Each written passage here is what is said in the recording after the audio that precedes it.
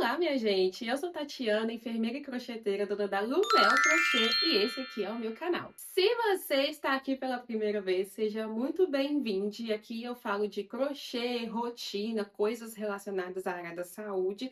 E se você está comigo desde o início, muito obrigada pela sua companhia. Já se inscreve aqui no canal se você não é inscrito, deixa seu like, que é para o YouTube entender que o vídeo é legal e mandar para outras pessoas.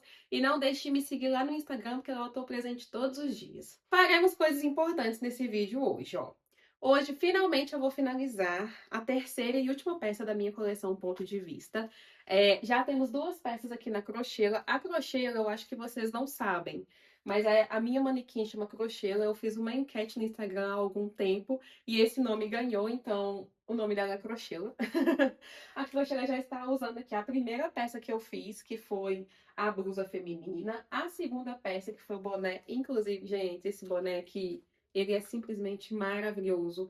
Ele tem essa parte aqui de regulação, então a gente consegue regular de acordo com o tamanho da cabeça da pessoa. Ele tem essa aba reta, ou seja, é um boné simplesmente maravilhoso. E hoje eu já tenho todas as partes da terceira peça, que é a camisa masculina, e aí nós vamos unir juntos aqui enquanto eu explico para você por que que a coleção recebeu esse nome, por que dessa frase, e aí vocês vão entender o significado aí dessa coleção que eu estou desenvolvendo há alguns meses já e que é o meu xodózinho atualmente. Da blusa masculina, eu já tenho aqui a parte da frente, né, com o gráfico da frase. A frase eu ainda não arrematei nenhum fio, porque eu preciso cronometrar quanto tempo eu vou levar, né, para arrematar esses fios, porque eu preciso saber quanto tempo eu levo para confeccionar a peça como um todo, para eu conseguir precificá-la, né, porque a ideia da coleção é que ela seja disseminada aí para outras pessoas, então eu preciso saber precificar direitinho essa peça. Eu tenho aqui esses dois retângulos que serão as mangas da blusa. E eu tenho a parte das costas, que é uma parte lisa, né? Ela não tem gráfico, então foi uma das partes mais fáceis de fazer, né? Tanto a parte das costas quanto as mangas, eu precisei mais foi de tempo mesmo, porque eu não tive que ficar prestando muita atenção. São pontos básicos, né? E aí, gente, eu tô olhando aqui, parece que uma manga tá maior que a outra. Ah, não, tá tudo certinho. Não, é verdade. Tem uma manga. Gente, não sei. Depois eu vou contar. A sensação que eu tenho é que uma manga tem uma carreira a mais que a outra. Depois eu vou contar. A parte da frente foi de fato o desafio, né? Que foi encaixar essas letras aqui no gráfico e fazer ela ficar de uma forma legível. Então, sem mais delongas, vamos começar a trabalhar, unir essa blusa. Eu quero que ela fique pronta hoje ainda, porque amanhã eu quero divulgar a coleção toda lá no Instagram. Hoje é sábado, dia 11 de junho. Eu não tô me preocupando em arrematar esses fios, por enquanto, porque essa blusa aqui vai ser do Sidney. Então, eu não tô me preocupando em arrematar esses fios agora, não. Eu vou unir, né, a parte da frente com as costas, com a manga, com as mangas. E depois eu tenho que fazer essa gola aqui. Então, vai ser costura e no final eu faço essa gola aqui. Espero levar menos de 2 horas para fazer isso, porque parece ser coisa básica, né? Mas vamos ver como vai ser. E aí, durante esse processo, eu vou explicando para vocês o significado dessa coleção e também dessa frase, tá? Então, vamos comigo para a mesa para a gente poder começar o nosso trabalho. Bom, eu quero cronometrar, né, o tempo que eu vou levar para fazer essa costura, que é para eu conseguir precificar depois a peça, né? E aí eu vou, como eu tô usando o celular para gravar para vocês, aí eu vou usar o meu tablet aqui para fazer essa parte de cronômetro. Aí, eu tô pensando em começar a unir os ombros. E aí depois eu vou unir as mangas. Como é que eu vou fazer? Ainda tô pensando aqui como é que eu numa estratégia. Acho que eu vou começar a unir os ombros, até porque eu tenho que confirmar se as mangas estão com o tamanho certo. E aí, o que que eu vou fazer? Eu vou, eu vou contar aqui a quantidade de carreiras, né? Que é para eu poder fazer a união bem certinha. Já me aconteceu, gente, de eu unir o negócio errado porque não contei. Então, acho que compensa super contar para ficar bem certinho mesmo. Então, aqui eu sei que são 15 carreiras, né, no ombro. 3, 4, 5, 6, 7, 8, 9, 10, 11, 12, 13, 14, 15. Então, vai ser até essa carreira aqui. Então, vamos lá. Significado da coleção Ponto de Vista. Bom, a frase que está escrita é a meritocracia é um mito. Essa frase ela foi inspirada numa música do Fábio Braza.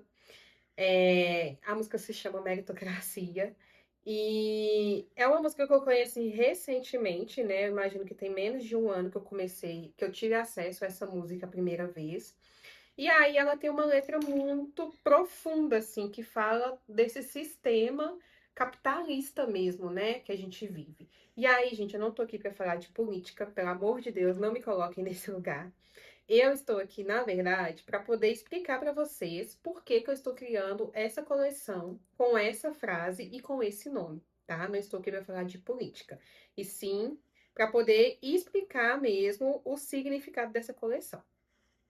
E aí, eu acho que vale a pena voltar um pouco, né, na Tatiana criança. Eu acho que eu vou me expor um pouco aqui, que é para vocês entenderem de onde que, por que que essa música mexeu comigo, né?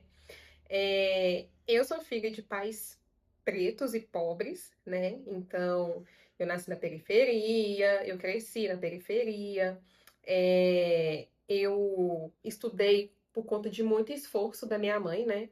Os meus pais se separaram quando eu tinha 6 anos de idade, e desde aí a minha mãe, ela passou a cuidar de mim. Éramos eu, minha mãe e meu irmão. Eu tinha 6, meu irmão tinha 4. E aí meus pais se divorciaram e minha mãe ficou com a responsabilidade de cuidar da gente.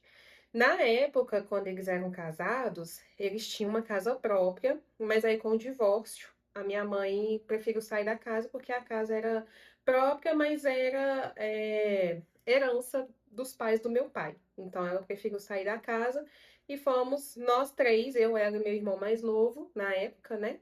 Morar de aluguel. E a minha mãe sempre trabalhou em casa de família, né? Minha mãe sempre foi doméstica, então ela trabalhava muito, ficava muitas horas fora de casa. Eu já fui, inclusive, várias vezes trabalhar com ela, né? No trabalho dela, quando não tinha quem ficava comigo e tal. E aí, enfim. Então, pessoa preta, pobre, periférica, né? é, a gente não tem as mesmas oportunidades que outras pessoas que estão vivendo em outras situações, né? Eu não, eu vou me limitar a falar somente de mim, né? Não vou falar da criação dos meus irmãos. Eu tenho mais 3 irmãos. Eu vou me limitar a falar só do meu período. Então, foi um período bem difícil. Eu vi minha mãe passando vários perrengues, né? A gente passou dificuldade de financeira, dificuldade até de ter o que comer. Enfim, eu acho que muita gente passou por isso, né? Então, enfim. E aí, resumindo, eu entrei na faculdade quando eu tinha 19 anos. 19 anos. Eu fiz o Enem e aí eu passei. Inclusive, gente, a minha prova do Enem, o tema da redação era intolerância religiosa. E aí eu lembro que eu falei do nazismo e tal, da questão dos judeus. Eu acho que isso ajudou muito a. Ai, tô até arrepiando. Eu acho que isso ajudou muito a eu conseguir essa bolsa, né? Eu fui a primeira da minha família, assim, tanto do lado de pai quanto do lado de mãe, a entrar na faculdade. Hoje eu tenho outras primas, né, que fizeram, que fazem faculdade. Na época que eu entrei, eu fui a primeira a conseguir, e foi justamente porque eu, eu consegui bolsa, e principalmente porque eu consegui bolsa por cota racial.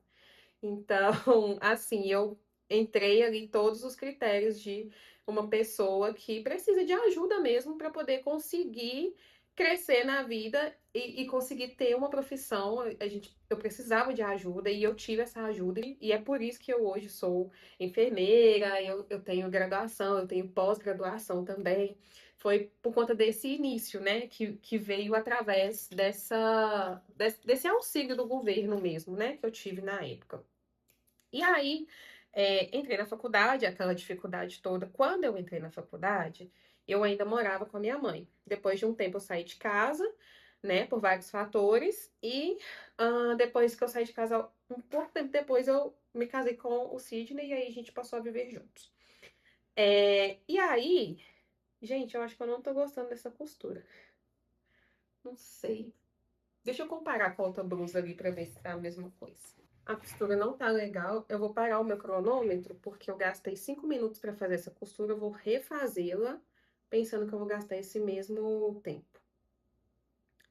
Bom, e aí, quando eu comecei a fazer faculdade, eu ainda morava, né, com a minha mãe.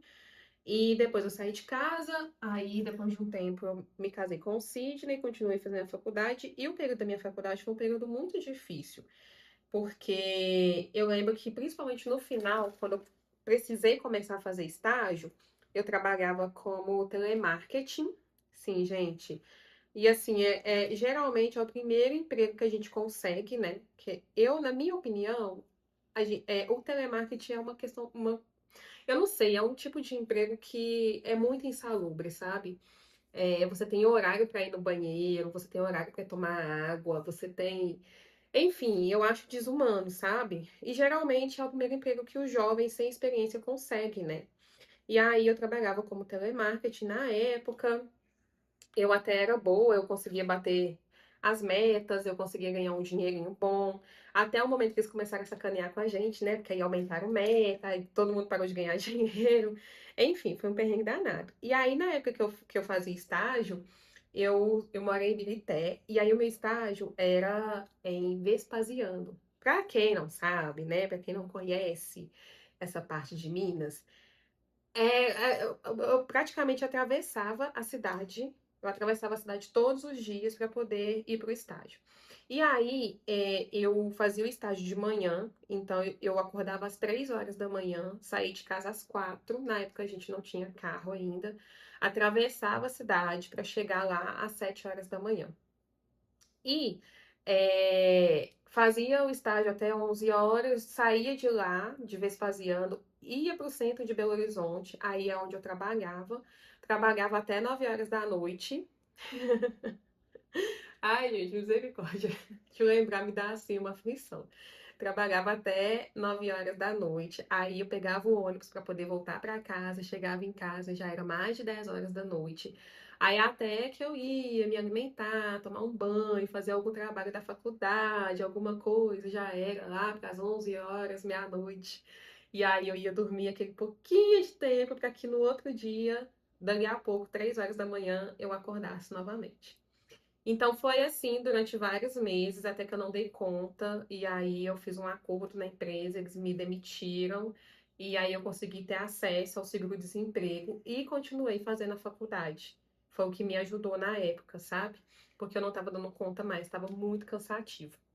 E aí, enfim, com toda essa dificuldade, me formei, né? Hoje sou enfermeira, exerço minha profissão, sou muito feliz com a minha profissão, mas basicamente a minha base foi essa, assim, foi uma base de muita dificuldade. E por mais que eu quisesse muito fazer tudo, por mais que eu quisesse ter acesso, né, a um meio de transporte mais rápido, por mais que eu quisesse ter acesso aos melhores materiais para a faculdade, porque assim, o meu livro de anatomia, que é um que eu tenho ali, para vocês terem uma ideia, eu fui conseguir comprar ele no quarto semestre da faculdade, porque eu não tinha condições financeiras de comprar, sabe? Por mais que eu quisesse, e que eu me esforçasse, as coisas não eram fáceis para mim. Não foram fáceis para mim, assim como eu acredito que não são fáceis para quase ninguém. E foi por isso que eu estou criando a coleção Ponto de Vista. A frase que está escrito aqui, gente, eu tô toda arrepiada, juro pra vocês. Nossa, não achei que eu ia me emocionar de fazer esse vídeo. Sério, juro. Vamos lá. A frase que está escrita aqui, não sei se vai dar para vocês verem agora, é: a meritocracia é um mito. E aí, para quem não sabe, né, imagino que é um termo até difícil de você ter uma interpretação, mas resumidamente, a meritocracia seria um sistema onde todo mundo tem as mesmas oportunidades, né? Isso é o que diz o significado de meritocracia. Eu vou até ler para vocês aqui o significado do dicionário. No dicionário, né, meritocracia significa o quê? Predominância dos que possuem méritos, predomínio das pessoas que são mais competentes, eficientes, trabalhadoras ou superiores intelectualmente numa empresa, grupo social, trabalho, modo de seleção cujos preceitos se baseiam nos méritos pessoais daqueles que participam. Conseguiu o trabalho por meritocracia, mérito que consiste na atribuição de recompensa aos que possuem méritos. Foi eleito funcionário do mês por meritocracia. É como se dissesse assim: todo mundo tem as mesmas oportunidades, todo mundo tem os mesmos, os mesmos mecanismos, todo mundo tem acesso a tudo, e aqueles que não conseguem alcançar determinado objetivo é porque não se esforçaram muito o suficiente, né? Porque não se esforçaram o suficiente, porque não se dedicaram o suficiente. Então, resumidamente, o que a meritocracia diz, e tem muitas pessoas que concordam com ela, é que eu, por exemplo, na época que eu estava fazendo faculdade, que eu ia de transporte público, então eu ficava várias horas dependendo dos ônibus. Eu estava naquela situação porque eu não tinha me esforçado o suficiente para comprar um carro, por exemplo. É, é basicamente isso que diz a meritocracia. E aí, por que que ela é um mito? Porque isso não existe, né, gente? Infelizmente, a gente sabe que tem pessoas que têm privilégios e tem pessoas que não têm privilégios. Eu fui uma pessoa sem privilégio. Hoje eu estou numa uma situação muito melhor, mas eu sei que tem pessoas que têm privilégios e que têm situações diferentes da minha. Eu, por exemplo, tenho praticamente dois empregos, né? O crochê e a enfermagem. Na enfermagem, eu trabalho 40 horas semanais. Eu trabalho 8 horas por dia durante 5 dias na semana. Tem pessoas que trabalham menos e conseguem se dedicar mais a outras coisas. O que eu tô querendo dizer é que a meritocracia, ela não existe, né? Você não consegue alcançar determinados objetivos só porque você se esforçou muito. Existem variantes que atrapalham nessa questão. Por exemplo, acesso à universidade. A gente sabe que a prova do Enem, ela é difícil, ela é muito difícil. E tem muita gente que trabalha e estuda. Como é que você vai ficar horas ali se dedicando para um cursinho, sendo que você precisa pagar suas contas, você precisa pagar seu aluguel, você precisa pagar sua comida, as pessoas que têm criança que precisam cuidar dos seus filhos. Então, assim, realmente a meritocracia é um mito. E eu quis trazer isso, principalmente nesse ano eleitoral, né? Não estou aqui novamente para falar de política, mas eu quis trazer essa consciência através da minha arte, porque tem pessoas que acreditam que a meritocracia existe. E ela não existe. Não existe meritocracia. Não existe você ter tudo que você quer só porque você se esforçou demais. Isso não existe, gente. Existem variantes, né? Eu hoje estou numa condição melhor. Eu me esforcei muito para estar aqui. Eu me esforcei demais, eu me desgastei demais, eu adoeci. Eu deixei de fazer muita coisa para poder conseguir finalizar a faculdade. Hoje a gente tem o financiamento de uma casa, a gente abdicou e abdica de muita coisa para conseguir pagar esse financiamento dessa casa. Então, assim, existem variantes. A meritocracia, de fato, ela não existe. E aí, a música do Fábio Braza, que é a inspiração, ela traz essa consciência. Por que que a meritocracia é um mito? E aí ele traz assim alguns trechos, né? Fala tipo assim: a quem esse mito favorece, que seria o mito da meritocracia, né?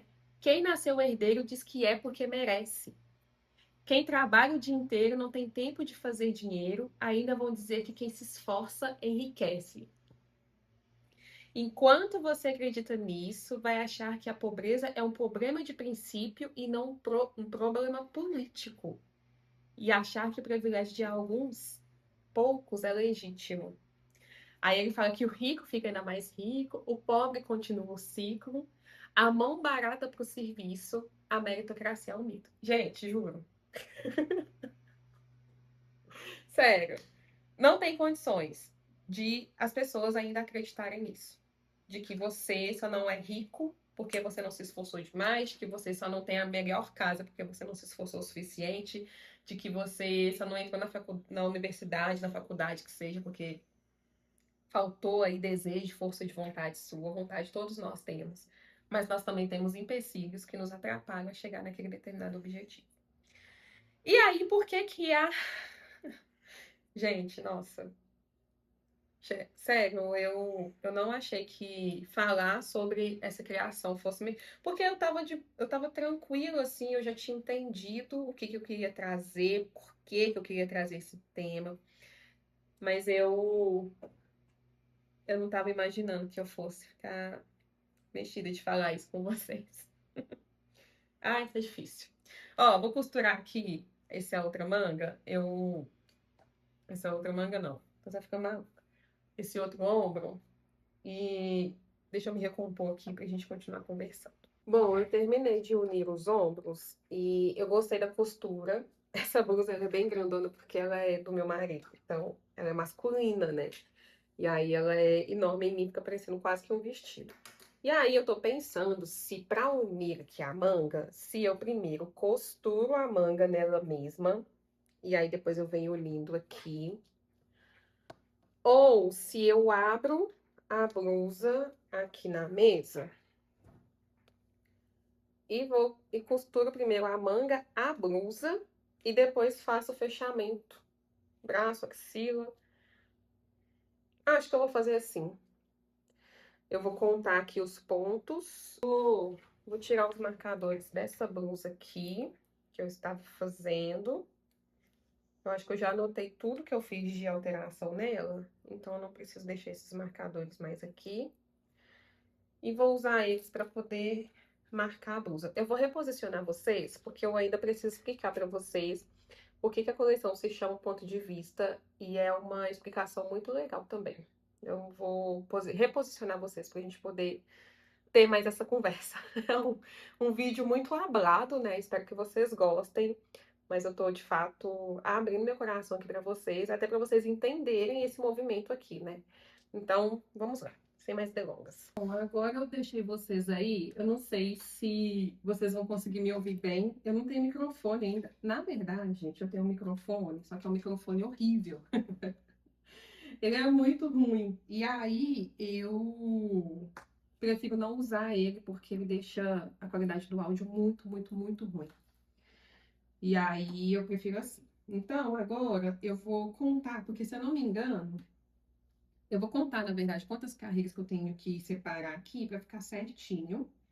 E aí, depois que eu fizer essa contabilização, a gente já começa a conversar a outra parte, que é porque que a minha coleção se chama Ponto de Vista. Então, deixa eu fazer essa parte aqui primeiro.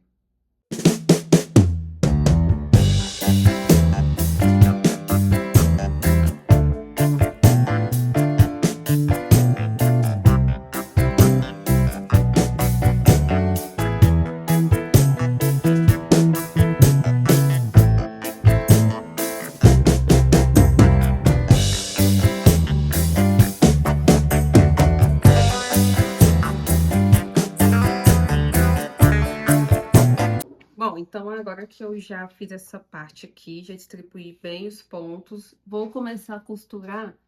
A minha costura, gente, eu tô fazendo ponto baixo, sabe? Eu tô preferindo fazer assim, eu tô gostando da textura que tá ficando. E tá ficando uma coisa assim, bem... Como é que eu posso dizer? Ah, tá ficando de um jeito mais despojado. Então, eu gostei de como ficou a blusa feminina, tá aqui. E aí, tô repetindo tudo na blusa masculina. E aí, agora eu vou explicar pra vocês por que que a coleção se chama Ponto de Vista. Eu não vou vestir a blusa agora, pra dar pra vocês verem melhor. Aqui, eu trabalhei com um ponto mais, como é que eu posso dizer? Ponto canelado, né? Ele é um ponto meio relevo, assim. Eu tentei imitar meio que um tricô. Então ele ficou meio, não sei, um 3D, eu não sei explicar muito bem. E aí, por que ponto de vista? Porque depende de como você vê. É uma coisa que você bate o olho, você não entende de primeira a frase que está escrita, e aí você para e olha de novo, e aí você repara que tem uma frase, e aí depois você olha uma terceira vez para ler a frase que está escrita. Basicamente é isso. Basicamente é por isso que a coleção se chama Ponto de Vista. É porque você tem que olhar e olhar novamente para entender o que está escrito e depois vem a parte de refletir sobre a frase, né? E, gente, essa coleção, eu tô mexendo com ela já tem mais ou menos uns 2 meses, eu acho, que eu comecei a ter ideia, que eu comecei a desenvolver o gráfico, e tudo. E eu tô gostando muito de fazer isso. Eu quero muito que essa coleção ela chegue em outras pessoas de uma forma ou de outra. Bom, gente, eu acho que esse vídeo eu vou me limitar a ficar só assim com vocês, porque eu não tenho muito mais a acrescentar. Eu acho que eu falei bastante no início e agora eu não tenho mais informações, né? Vocês já sabem aí o motivo da frase, vocês já sabem o motivo do nome da coleção. As cores têm significado? Tem. São cores fortes, são cores chamativas, são cores que conversam entre si, né? O branco e o vermelho são cores bem chamativas. E eu pensei justamente nessa cor, nessa paleta de cores, como se fosse um manifesto, como se fosse um outdoor, sabe? Eu pensei basicamente nisso. O ponto-chave é trazer essa consciência de que não existe meritocracia. Toda hora que eu começo a falar disso, eu fico arrepiada. Trazer essa consciência de que não existe meritocracia e que você só não conseguiu alcançar os seus sonhos. Não foi porque você não está se dedicando, não foi porque você não está correndo atrás. É porque existem outras situações que nos impedem realmente de alcançar determinados objetivos, e tem a ver com a política, tem a ver com a sociedade, tem a ver com um monte de coisas, que não somente a questão do mérito, né? Quem dera que fosse assim, ah, eu quero muito ser rica, então eu vou trabalhar e vou ficar rica. Quem dera, né? A gente sabe que quanto mais a gente trabalha, menos dinheiro a gente tem. Pelo menos é o que acontece comigo. Porque aí a gente ganha mais dinheiro, a gente quer melhorar a nossa casa, a gente quer melhorar o nosso carro, a gente quer melhorar a nossa qualidade de vida. E aí, aquele dinheiro que a gente ganha mais é para suprir mesmo essa melhoria que não é luxo, tá, gente? Não tô falando de luxo aqui, não. Tô falando de você poder fazer um churrasquinho no final de semana, de você poder levar suas crianças no parque, de você poder ter acesso a lazer, à cultura, né? Frequentar um cinema. Eu tô falando disso. É o mínimo que a gente precisa para viver bem, né? Então a gente sabe que não é bem assim, né? A gente trabalha muito, a gente ganha pouco, e é assim desde que o mundo é mundo, infelizmente. Não sei se isso vai mudar algum dia, e a única forma que a gente tem de melhorar um pouquinho a nossa situação é nos manifestando, né? Nós, enquanto sociedade, né, o povo é quem comanda, né? Nós elegemos representantes que nos representam lá em cima, mas somos nós que temos o poder. Então, nós temos que saber reivindicar esse nosso poder para que a gente tenha situação e condições melhores de vida para nós, para nossa família, para os nossos filhos e para as nossas futuras gerações também, né? A gente precisa pensar em quem vai ficar aí depois que a gente se for. O Luke tá sonhando, gente. Vou mostrar vocês.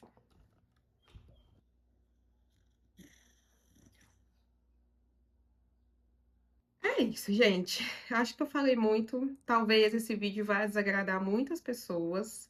Eu espero que vocês possam refletir mesmo o seu papel na sociedade, o que que você pode fazer para melhorar a sua situação hoje, né? Isso tudo pensando em não prejudicar o próximo, né? Que é muito importante. E, e ver também, entender o que que é essa tal dessa meritocracia, por que que as pessoas tem gente, né, que defende isso e acredita com unhas e dentes que é assim mesmo que acontece as coisas, né? Entender e se posicionar, né? Você entender também quando ouvir alguém falando essa besteira aí de que ah, você só não consegue o que você quer porque você não se dedica, você poder, não, filho, não é assim que acontece, não. Vamos estudar um pouquinho. Eu vou terminar, então, de unir essas mangas, vou fazer a gola, e aí eu volto daqui a pouquinho para encerrar esse vídeo com vocês. Atualmente, eu já tô levando 16 minutos para fazer essas costuras, eu acho que tá super rápido, e eu ainda estou conversando com vocês, né? Então, eu acho que menos de uma hora eu vou terminar de fazer tudo. Talvez a gola vai demorar um pouquinho mais, porque é uma gola bem chatinha, assim. Não é chata de difícil. Tem que ter todo um cuidado, principalmente para ela ficar redondinha aqui, porque se vocês repararem, ela começa quadrada, depois eu dou uma arredondada nela, então é algo mais cauteloso. Então pode ser que eu vou levar aí, sei lá, juntando tudo aí, no máximo umas 2 horas para poder finalizar a peça como um todo. Ai, gente, tô muito feliz, que amanhã eu vou divulgar a coleção completa para vocês lá no meu Instagram. É isso, deixa eu terminar aqui então, e aí eu volto daqui a pouquinho pra gente poder encerrar esse vídeo. Gente, finalizei, vocês acreditam? Já escureceu, eu parei um pouquinho pra tomar café e tarará. No final das contas, eu levei 1h30. O cronômetro tá aqui. Levei 1h30 pra poder fazer as costuras e a gola da blusa, e ela está finalizadíssima. Não vai dar pra vocês verem direito, né? Porque ela é bem grandona, mas ela tá finalizada. A costura, gente, ficou assim, perfeita. Perfeita, perfeita. Eu amanhã vou fazer alguns takes pra poder mostrar pra vocês como que ficou no corpo do meu marido, né? Amanhã a gente vai gravar pra poder postar no Instagram. Eu ainda não arrematei nenhuma linha, então tem todos os fios aqui soltos. Contando aqui, né, com essa 1h30 que eu levei agora pra fazer, ai, gente, tem mais de 20 horas de trabalho aqui já, viu? Mais de 20 horas. A blusa feminina eu levei 20 horas redondinhas. A masculina eu imaginei que fosse levar mais horas mesmo, porque é maior. Eu usei 6 novelos do Cleia duplo. Me sobrou esse restinho aqui, mas eu vou contabilizar 6 novelos, porque eu não tenho como comprar um novelo, né, à parte. Então, eu vou contabilizar 6 novelos.